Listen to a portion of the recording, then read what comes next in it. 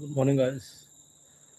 Um, yeah, let's start the reading of Bhagavad Gita and healing day number 4. This is exercise, a little bit tired, so let me share my screen. We start with chapter number 13 today. The yoke through the distinguishing the field and the knower of the field.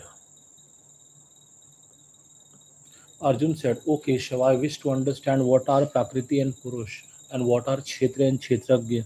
I wish to know what is true knowledge and what is the goal of the knowledge." The Supreme Divine Lord said, O Arjun, this body is termed as Kshetra, the field of activities, and one who knows this body is called Kshetra Yagna, the knower of the field, by the sages who discern the truth about both.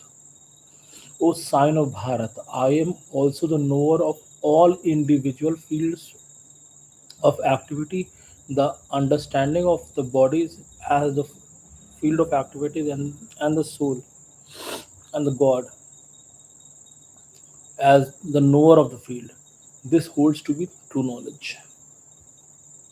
Listen, I will explain to you what that field is, what its nature is. I'll also explain you how changes take place within it and from which what it was created, who the knower of the field of activity is and what are his power. Great sages have sung the truth about the field and the knower of the field in manifold ways. It has been stated in various Vedic hymns, especially revealed in Brahma Sutra with sound logic and conclusive evidence. The field of activity is composed of five great elements: the ego, the intellect, the unmanifest primordial matter, the 11 senses, five knowledge senses, five working senses, and mind, five object of senses. Desire and aversion, happiness and misery, the body, consciousness, and the will are all comprises the field and its modification. Humbleness, freedom from hypocrisy, non-violence, forgiveness, simplicity, service to of the Guru, cleanliness of body and mind, steadfast and self-control, dispassion toward the object of senses, absence of egotism, keeping in mind the evils of birth, disease, old age, and death, non-attachment, absence of clinging to spouse, children, and home, and so on. Even mindedness amidst desired and undesired events in life, constant and exclusive devotion toward me, and inclination for solitary places and aversion for mundane activity. Constantly in spiritual knowledge, philosophical pursuit of the absolute truth, all this I declare to be knowledge, and what is contrary I call ignorance. I shall now reveal to you which ought to be known, and by knowing which one attains immortality. It is the beginningless Brahman which lies beyond existence and non existence. Everywhere are his hands, feet, eyes, heads, and faces. His ears too are also in every place. He pervades everything in the universe. Though he perceives all sense objects, yet he is devoid of the senses. He is unattached to everything, and yet he is the sustainer of all. Although he is without attributes, yet he is the enjoyer of three modes of material nature. He exists outside and inside of all beings, though those that are moving and not moving. He is subtle and hence he is incomprehensible. He is very far, but he is also very near. He is indivisible, yet appears to be divided among his living beings. Know the supreme entity to the sustainer, annihilator, and creator of all being. He is source of light in luminaries and is entirely beyond the darkness of ignorance. He is knowledge, the object of knowledge, and the goal of knowledge. He dwells within the heart of all living beings. I have thus revealed to you the nature of the field, meaning of the knowledge, and the object of knowledge. Only my devotees can understand this in reality, and by doing so, they're going to be attaining my divine nature. Know that the Prakriti and the material nature and Purush, the individual souls, are both beginningless. Also, know that all the transformations of body and three modes of nature are produced by material energy. In the matter of creation, the material energy is responsible for cause and effect. In matter of experiencing happiness and distress, the individual's soul is declared responsible. When the Purush individual soul seated in Prakriti, the material energy, desires to enjoy three gunas, attachment to them becomes the cause of its superior and inferior wombs. Within the body also resides the Supreme Lord. He is said to be the witness, the permitter, and supporter, transcendental enjoyer, the ultimate controller, and Paramatma, the Supreme Soul. Those who understand the truth about Supreme Soul, individual soul, and material nature, and the interaction of the three modes of nature, will not take birth here again.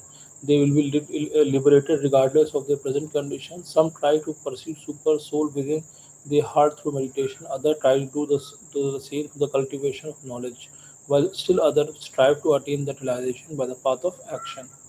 There are still others who are unaware of spiritual path, but when they hear from others and begin worshipping the Supreme Lord by such devotion to hearing from saints, they too gradually cross the ocean of birth and death. O best of Bharatas, whatever moving or unmoving beings you see in the existence, know it to be the combination of field of activity and the knower of the field. They alone truly see who perceive Paramatma accompanying soul in all beings and who understand both to be imperishable in this perishable body. Those who see God as Supreme Soul equally present everywhere in all living beings do not degrade themselves by their mind. Thereby they reach the supreme destination. They alone truly see who understand all the actions of the body are performed by material nature, while the embodied soul actually does nothing. When they see diverse variety of living beings situated in the same material nature and understand that of all of them to be born from it, they attain the realization of Brahman. The Supreme Soul is imperishable, without beginning, and devoid of material qualities. O son of Kunti, although situated within the body, it neither acts nor it is tainted by material energy. Space holds everything within it, but being subtle, does not get contaminated by what it holds. Similarly, though its consciousness pervades the body, the soul is not affected by the attributes of the body. Just as one sun illumines the entire solar system, so does the individual soul illumine the entire body with consciousness. Those who perceive with the eyes of knowledge the difference between the knowledge and the knower of the body and the process of release from material nature attain the supreme destination. That completes Bhagavad Gita, chapter 13, very nice chapter, and for healing. Now let's also go with chapter 14, the Gun Tyag Vibhagya or Yog through understanding of three modes of material nature. The Divine Lord said, I shall once again explain to you the supreme wisdom, the best of all knowledge, by knowing which all great saints attain highest perfection. Those who take refuge in this wisdom will be united with me. They will not be reborn at the time of creation nor destroyed at the time of dissolution. The total material substance of Prakriti is the womb. I impregnate it with individual souls, and thus all living beings are born. O son of Kunti, for all species of life that are produced, the material nature is the womb, and I am the seed giving father. O mighty armed Arjun, the material energy consists of three gunas or modes, Sattva, Rajas, and Tamas. These modes bind the eternal soul to a perishable body. Amongst these, Sattvagun, the mode of goodness being purer than others, is illuminating and full of well-beings. O sinless one, it binds the soul by creating attachments for sense of happiness and knowledge. O Arjun, Rajoguna is the nature of passion. It arises from worldly desires and affection and binds the souls through attachment to fruitive actions. O Arjun, Tamoguna, which is born of ignorance, is cause of illusion for the embodied. It deludes all living beings through negligence, laziness, and sleep. Sattva binds one to material happiness, Rajas binds the souls to the towards action, and Tamas clouds wisdom and binds one to delusion. Sometimes the goodness prevails over the passion and the ignorance. Sometimes passion dominates over goodness and ignorance. Another time ignorance overcomes goodness and passion. When all the gates of body are illumined, know it to be the manifestation of mode of goodness. When the mode of passion predominates, the symptoms of greed, excretion for worldly extortion for worldly gain, restlessness and craving develop. Over inertia, negligence, and delusions, these are dominant. हाँ, भगवद गीता पढ़। कुछ काम है क्या? अच्छा अच्छा।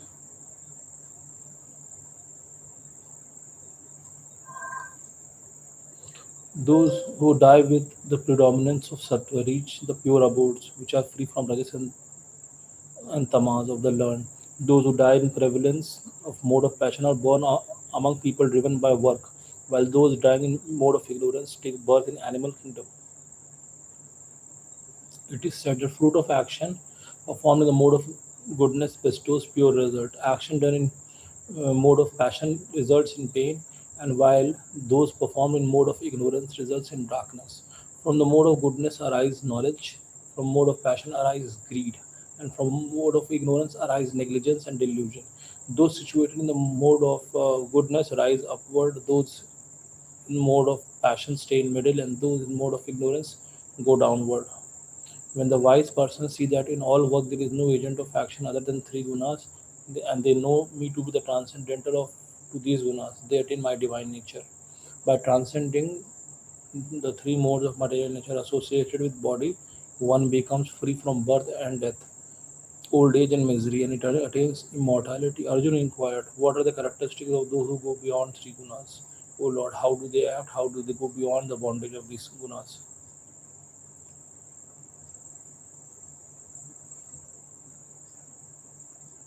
The Supreme Lord said, O Arjun, the person who are transcendental to three gunas neither hate illumination which is born out of self, nor activity born of rajas, nor delusion born out of tamas.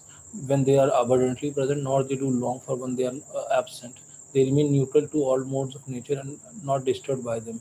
Know it only to the gunas that act, they stay established in self without wavering. Those who are like in happiness and distress, who are established in the self, who look upon coal, clod, a stone, and a piece of gold as equal value, who remains same amidst pleasant and unpleasant, who are intelligent and who accept both blame and praise with equanimity, who remain same in honor and dishonor, who treat both friend and foe alike, and who have abandoned all enterprises. They are said to be have risen above three gunas. Those who serve me with unalloyed devotion rise above three modes of material nature, come to the level of Brahman. I am the basis of the formless Brahman, the immortal and imperishable of eternal Dharma and of unending divine bliss. Thanks. Let's continue tomorrow then.